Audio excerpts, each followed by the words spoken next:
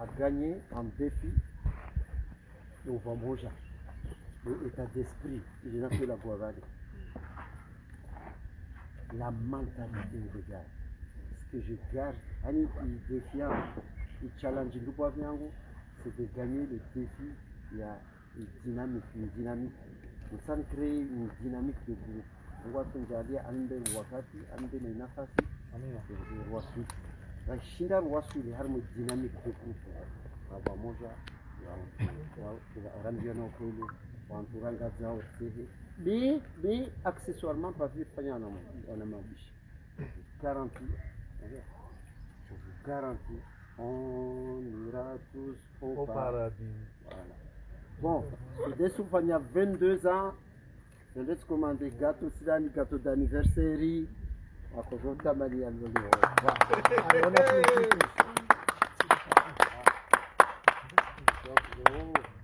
Léo, on va commémorer, on va célébrer les 22 ans. Donc, je laisse commander un grand gâteau d'anniversaire. Bravo, Lasman. J'ai maillot, j'ai roux. J'ai maillot, j'ai roux. J'ai soufflé. Oh, les jaunes. J'ai soufflé. J'ai maillot, j'ai soufflé.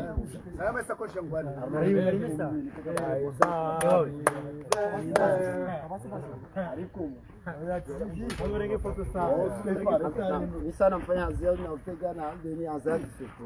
Haya,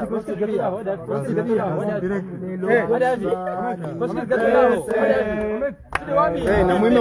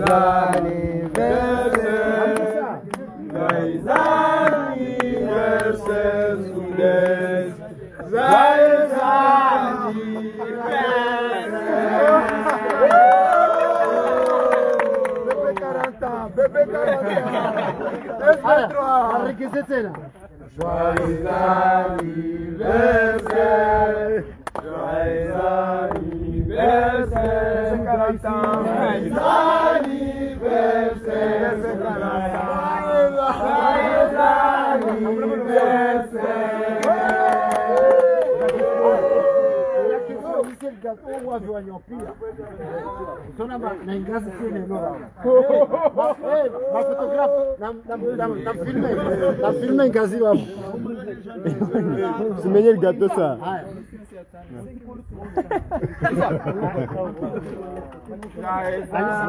Anissa le gâteau ou à Voignant. Anissa le gâteau.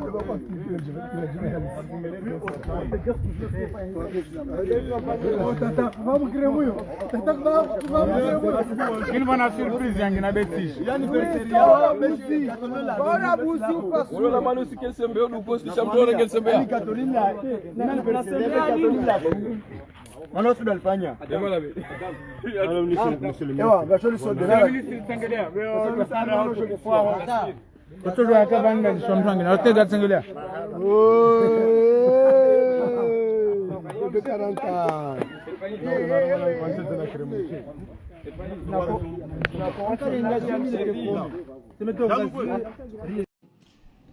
nakusudiani kana leo deje na sawa ya jihadi simbabede nani Muhammad Dazim ayiso ya bukana umukawali na solo deje bogo zinjini umikombo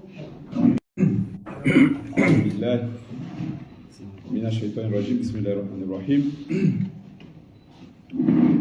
رب اشرح لي صدري ويسر لي أمري واحلل عقدة من لساني يفقه قولي آمين.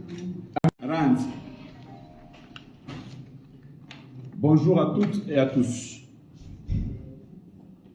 Chers amis de la presse, tout d'abord, je tiens à vous remercier de votre présence ici aujourd'hui. C'est toujours un plaisir pour moi de vous accueillir et d'échanger avec vous. Il m'a semblé important de vous appeler aujourd'hui pour faire le point sur mon action à la tête de la Sonelec depuis bientôt 4 ans et vous présenter les perspectives d'évolution de la société en vue pour stabiliser durablement la fourniture d'énergie. En décembre 2020, le président de la République, Azali Assoumani, m'a confié la gestion de cette prestigieuse maison, la Sonelec, et je profite de cette occasion pour réitérer mes remerciements à l'endroit du chef de l'État pour sa confiance et son soutien constant dans ma mission. À mon arrivée, je fus confronté à 3 principaux défis. La fraude et les défauts de paiement, le coût élevé de l'exploitation et de l'entretien des centrales thermiques, les défaillances techniques. Face à ces 3 défis, mon équipe et moi-même avons décidé d'y répondre de façon durable, de sorte que nous répondons sur le temps long. S'agissant de la fraude et des défauts de paiement, comme vous le savez, la société Sonelec a toujours enregistré des déficits très importants. En 2023, elle a fait un déficit d'environ 3 milliards, et ce malgré un excédent brut d'exploitation positif de près de 216 millions qui lui a permis de faire face aux charges financières. De plus, nous avons un taux de production non facturé, beaucoup trop élevé, dû aux défaillances techniques, c'est-à-dire les pertes de ligne, par exemple, les branchements illégaux et autres vols d'électricité, les défauts de recouvrement, mais aussi les erreurs commises dans le processus de facturation. Au total, c'est 44% de notre production qui n'est pas facturée.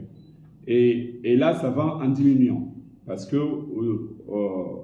on est parti de près de 50%, et là, on est à 44%, et cette année 2024, ça va encore baisser, Inch'Allah. Ce qui entraîne des pertes financières qui s'élèvent à 8 milliards chaque année pour cette production non facturée. Pour répondre à ce défi, une seule réponse nous a semblé adéquate, la transparence. D'abord, c'est pourquoi un cabinet international d'audit, qui se trouve dans nos murs, a été engagé pour une mission de 6 mois en vue d'établir les comptes définitifs de la Sonelec pour les années 2019, 2020, 2021, 2022 et 2023, mais aussi faire le bilan après l'ouverture et le partage du patrimoine entre les 2 sociétés, Sonelec et Soned.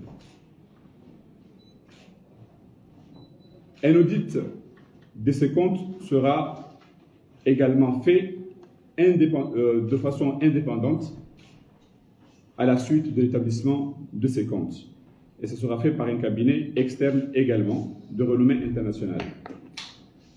De plus, nous avons entamé la modernisation du réseau électrique grâce à des financements mobilisés auprès de la Banque mondiale, de la Banque africaine de développement, du Fonds d'Abu Dhabi et de l'USAID pour éviter les défaillances techniques souvent dues à notre réseau vieillissant. Et d'ailleurs, nous sommes en train de construire des nouvelles lignes entre Ouachili et Ouadjou, entre Lomambani et Ouadjou, entre Bamba-Omtsanga et Tenani, c'est des nouvelles lignes pour justement diminuer ces pertes techniques que j'ai citées un peu plus haut. Et toujours dans ce souci de transparence, nous avons décidé de renforcer la gestion et d'améliorer la facturation. Pour cela, un système ERP a été acquis et pour son installation afin d'optimiser tous les processus opérationnels de la Sonelec et lutter efficacement contre la fraude et les erreurs de facturation. L'ERP aura pour objet l'optimisation des processus opérationnels, une amélioration de la gestion financière et de la prise de décision, ainsi qu'une meilleure coordination entre les départements, le suivi et la gestion de projet. Alors ceci, bien entendu, va dans le sens où aucune activité ne peut se faire en dehors de ce système qu'on appelle ERP.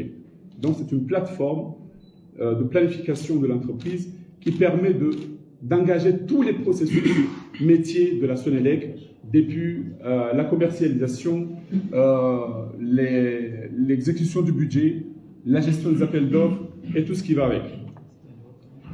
S'agissant, dans le cadre de son engagement à la production d'électricité aux Comores, la Sonelec a reçu un financement de la Banque mondiale pour l'acquisition de 100 000 compteurs intelligents. Ce projet ambitieux constitue une étape majeure vers une gestion plus efficace et transparente de la consommation d'électricité à travers l'archipel, renforçant ainsi la capacité de la Sonelec à offrir un service plus fiable et rentable à ses clients. Objectif et avantage des compteurs intelligents, d'abord c'est la réduction des pertes d'énergie, donc ça va améliorer, n'est-ce pas, la soutenance du réseau et les pertes en ligne, amélioration de la gestion de la demande, la facturation précise et automatisée, l'empowerment des clients, c'est-à-dire ce dispositif va offrir aux consommateurs un meilleur contrôle sur leur consommation d'électricité, leur permettant de surveiller et d'ajuster leur usage en fonction de leurs besoins et de leur budget. Cela encouragera également une utilisation plus rationnelle de l'énergie, contribuant à des économies à long terme. Mais il y a aussi le Smart Recharge, c'est-à-dire que maintenant, tous les clients qui disposent de ces compteurs dits intelligents, ou des compteurs à tickets, comme on a l'habitude de le dire, eh bien, ces clients-là, ils peuvent maintenant se recharger l'électricité à travers les plateformes mobiles de Mvula, de Horimone et de Holo. Donc, c'est quelque chose qui marche déjà. S'agissant du coût élevé de l'exploitation et de l'entretien des centrales thermiques, le modèle de fourniture d'énergie adopté par le pays dès le départ coûte cher pour l'exploitation de l'énergie, mais aussi pour l'entretien des centrales, ce qui contribue grandement au manque de performance de la Sonelec. Il nous a donc fallu trouver une solution pour sortir de notre dépendance aux énergies fossiles et notamment le gasoil.